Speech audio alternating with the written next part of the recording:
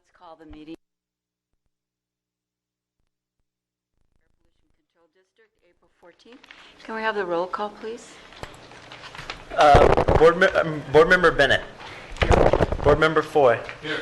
Board Member Long. Here. Board Member Morgan. Here. Board Member Parks. Board Member Pollock. Here. Board Member Sharkey. Board Member Tucker. Present. Board Member Zaragoza. Here. And Board Member Ramirez. I'm here. Thank you. So let's have the Pledge of Allegiance. All right. Ready to begin. I pledge allegiance to the flag of the United States of America and to the republic for which it stands, one nation, under God, indivisible, with liberty and justice for all. Okay. So our first item is the minutes of the last meeting, March 10th. Are there any objections, corrections? Or do I hear a motion to approve? Second. Okay. All in favor, say aye. Aye. No objection. Let's proceed to item 5, which is agenda review. Is there any matter that any member would like to move, revise, etc.? Anything? No? Hearing none, we'll assume everything's okay. And this is the time for public comment, item 6. Is there anyone here? Do I have any speaker cards? No? Anyone in the audience like to address the board on any matter? Seeing none, we'll go on to board comments. Do I have any board comments? Okay. Wow, we're moving through this really quickly. How about consent items? Move to approve. Second. Any objection to that? No? All those in favor? Aye. Okay, hearing no objection, they're approved. Let's go on to item 9, and I see Mr. Villegas at the podium. That was the consent item. I'm sorry. We're going then to, all right, thank you. Right, too quick for me. Number 11. Okay, item 11 is public hearing regarding adoption of proposed amendments to Rule 42, etc. Chair Ramirez, members of the board, good afternoon. I'm Mike Villegas, Air Pollution Control Officer. This first slide shows an excerpt from Health and Safety Code that gives the district authority to assess fees for our programs related to permitted facilities. This next slide is the language that generally accompanies new mandates from the state legislature. Basically, the legislature denies funding to air districts because we have the authority to assess fees for the new programs. This is just a quick look at the revenue sources for the district, and the big three are the DMV fees, the federal grant, and permits, with permits being the largest share at just over 38%. We're constantly working to secure our federal grant, but unfortunately received news yesterday that our federal grant is going to actually be reduced by $46,000 after being assured in October of last year that it wouldn't be reduced this year. So we do actually need this additional revenue. It's interesting thing with the DMV fees is, well, they leveled off. The population didn't change. They actually dropped a little during the recession, but they're growing again. And it just seems to me people are maybe households are taking on that additional car. The covered programs for these permit renewal fees need to have a nexus back to the permitted facility. So certainly our permitting and source testing activities are applicable to these facilities, and of course inspections also. When we develop control measures as part of the air quality management plan for these specific source categories, that is also a reasonable use of these funds. And of course, rule development for those control measures would also be legal. And lastly, overhead. What I do need to point out is that our air monitoring network funding cannot be used from permit fees for the air monitoring program. And this is because when you really think about it, once the emissions are in the air, you're really monitoring for a public health benefit, and it's not directly attributable to any one stationary source. I think you're aware we've done just about everything we can do to tighten our belts from the staffing side. As you can see, we've made numerous cuts and reduced our staffing over time as mandates have slowed up a bit and automation has allowed us to do more work with less staff. Although I did point out to your board in January that the new state air toxics program is probably going to add additional work for district. This slide is just a quick summary. I do need to point out that the district does not receive any general fund monies from the county and no property tax revenue, so we really are self-funded.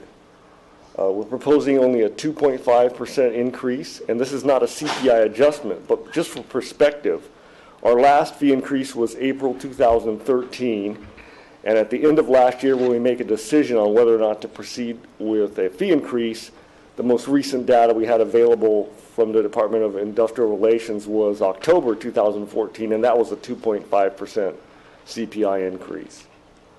It would increase fees for the majority of facilities that pay the minimum by only $14 per year, and that's about 2/3 of the facilities we permit of the 1,400. And it would generate approximately $57,000 in additional revenue for the district. That's all I have. I'll be happy to take questions. Questions? Yeah, real quick, when you say the $14 the minimum, what do we have for the bigger ones? What kind of cost increases do you have an idea? If you start to look at some of the largest oil field or perhaps one of the NRG power plants, you're looking at in the neighborhood. The power plants are about $150,000 in renewal fees, so 2.5% of that would be their increase. And we've got a couple oil fields that are in the $200,000 range. Okay. Other questions? I have a question, Mr. Villegas. You said that the federal grant was reduced by $46,000? Yes. What's the reason for that? I don't have the reason yet, but bottom line is they're in a very tenuous position. They've got administration pushing them on climate change, and they're proceeding, and a Congress that's very opposed to those actions, and their funding's being cut. So that may, and unfortunately, when you operate on these continuing resolutions, you're never 100% sure of exactly what their budget is. And you, one of the slides indicated the state, you said the state is going to have a new air toxics rule? Yeah, in January I did a study session on the air toxic hotspots program, and they've come out with new modeling criteria that's going to require us to take a look at a substantial number of facilities again. And usually when there's a new enhanced level of service, there has to be state reimbursement from the state. And they deny that legislation, that language I showed you back in this slide is basically what the state tells us. Because districts have the authority to assess fees, we're not going to provide any state funding. I see. Okay. Thank you very much. Yes. You mentioned also that the DMV fees, the revenue you're getting from that is increasing. Is that offsetting, or is that taken into consideration? It is taken into consideration in our budget. And this was heard by the advisory committee? Yes. Supported. They recommended adoption, and we had no attendees at that meeting. We had one attendee at the workshop, and they had no negative comments. I see we have no members of the public, as far as I can tell, who are interested in speaking on this. Is that correct? Mr. Morgan?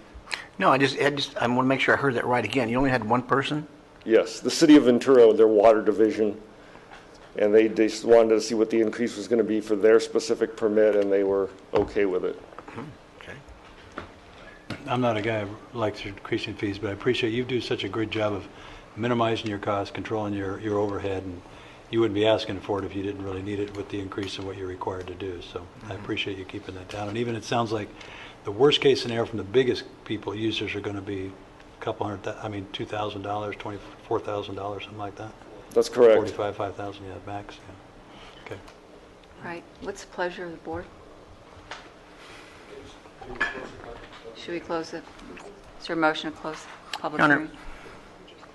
Oh, we I did. think Mike's done a great job of trying to fill in the holes. So I call it fill in the holes because when your budget starts getting shot at and taken away, I think he's done a good job of holding the fees down as much as he could. So I recommend staff's recommendation. Is that a motion? That's a motion. Second. All right. Shall we have a roll call on this? Let's have a roll call.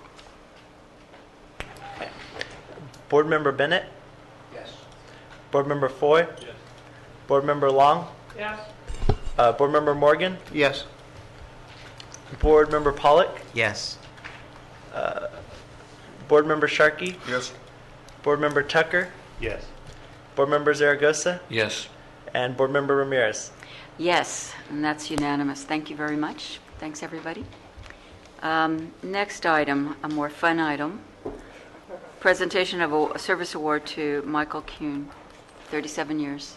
I really felt Michael Kuhn, who's a member of the district's advisory committee and actually chaired this committee many years, deserves some special recognition. He conducted his efforts for this district in working for clean air for 37 years on our committee as a volunteer. And as the chair, he led us through some very difficult times when we were first regulating the oil and gas industry. There were very contentious meetings.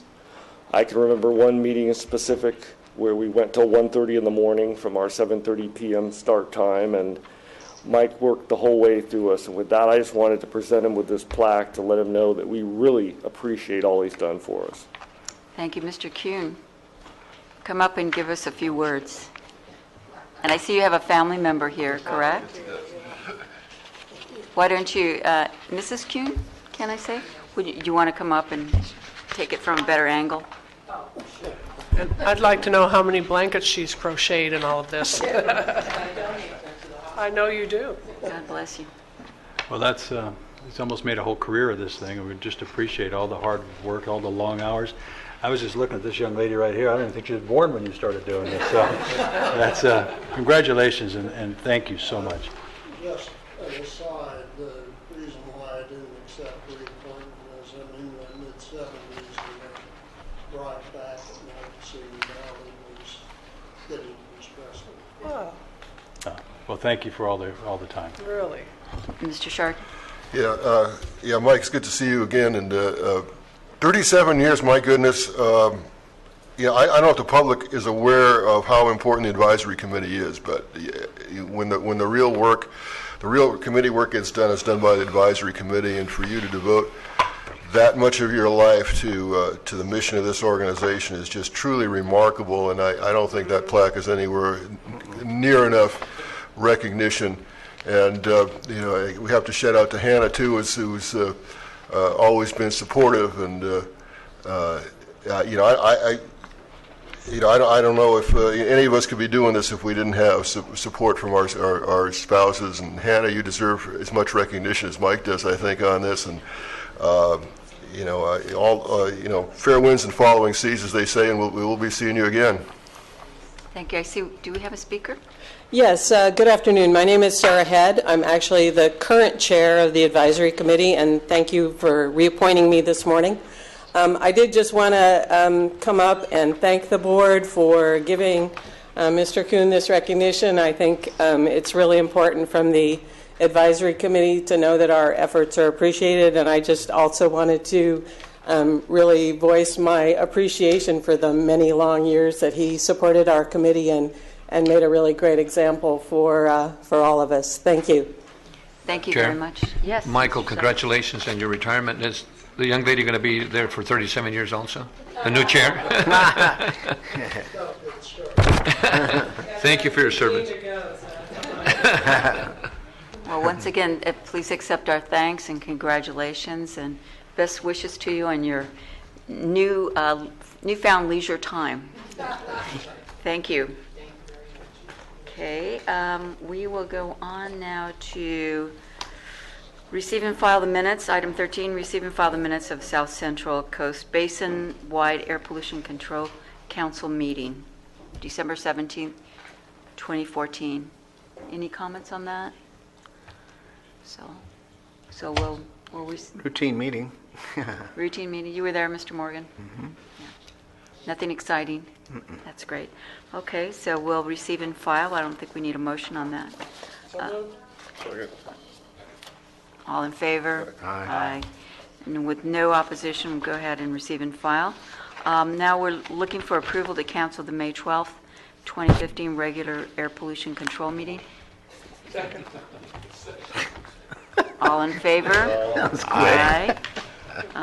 Last item is correspondence agenda about communications received and filed by the clerk, and we have a letter from Sarah Bartholomew from the US EPA regarding fiscal year end of year evaluation.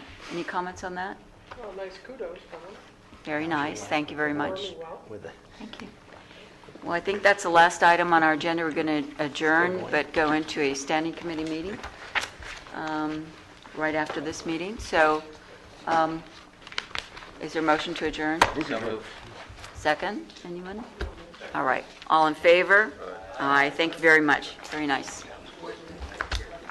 That was a flash.